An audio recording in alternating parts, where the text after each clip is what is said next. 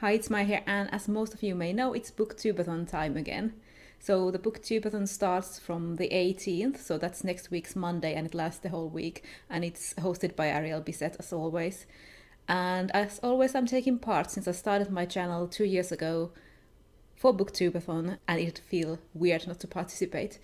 So this is my BookTubeAthon TBR. The first challenge is to read a book with yellow on the cover, and for that I picked Cameron Hurley's The Geek Feminist Revolution, which is a collection of her essays, and I think it's a good readathon read since I can read a few essays every day. The second challenge was to read something only after sunset, and since the sun sets quite late during the summer in Finland, so I decided to pick something quite short, and I picked the third volume of Rat Queens. Since it's a comics trade, I think I can read it quite quickly when the sun has gone down. I will also reread the first 2 volumes before that, because that's just how I roll and how I like to read my comics.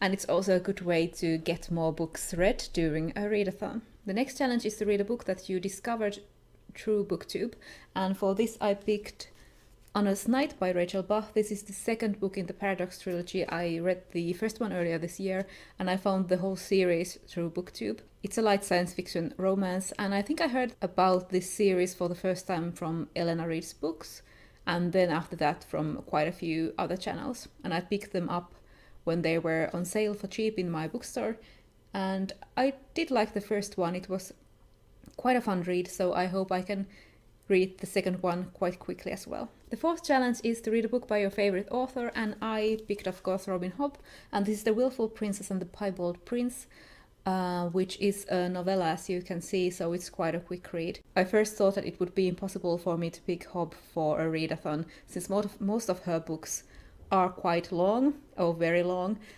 But then I thankfully remembered this one and the fact that I hadn't read this one yet, and I immediately got it from the library. Then I decided to combine 2 challenges, and the 5th challenge is to read a book that is older than you, and the 6th challenge is to read and watch a book-to-movie adaptation. And I have on my Kindle The Man with 2 Left Feet and Other Stories by P.G. Wodehouse, which has the first ever Jeeves and Wooster short story in it, so I'm going to read that, and then I'm also going to read from My Man Jeeves the 4 stories that are Jeeves and Wooster stories in that book. So I'm going to read the first 5 Jeeves and Wooster short stories, and then I decided that I'm going to watch the first episode of the Jeeves and Wooster series, which I really loved when I was a kid. And the final challenge was to read 7 books during the week, and if I can manage to finish this all that I showed you, then I have read 7 books. And I think it might be doable since I have short stories, novella, essays, and comics trades. So the only full book is actually Anna's Night, and I think it's quite a quick read, so I'm hoping that I can finish that challenge, but I'm not holding myself to it. Here are all the books that I'm going to read. Are you taking part in BookTubeAthon this year? Let me know in the comments and tell me if you have a TBR video filmed, and I will go and watch it, because I love watching BookTubeAthon TBRs. Also, I'm not sure if I'm going to do any of the video challenges. I will do them if I have the time and inspiration, and I guess we'll see next week. So that's all for now. I hope we all have a fun BookTubeathon.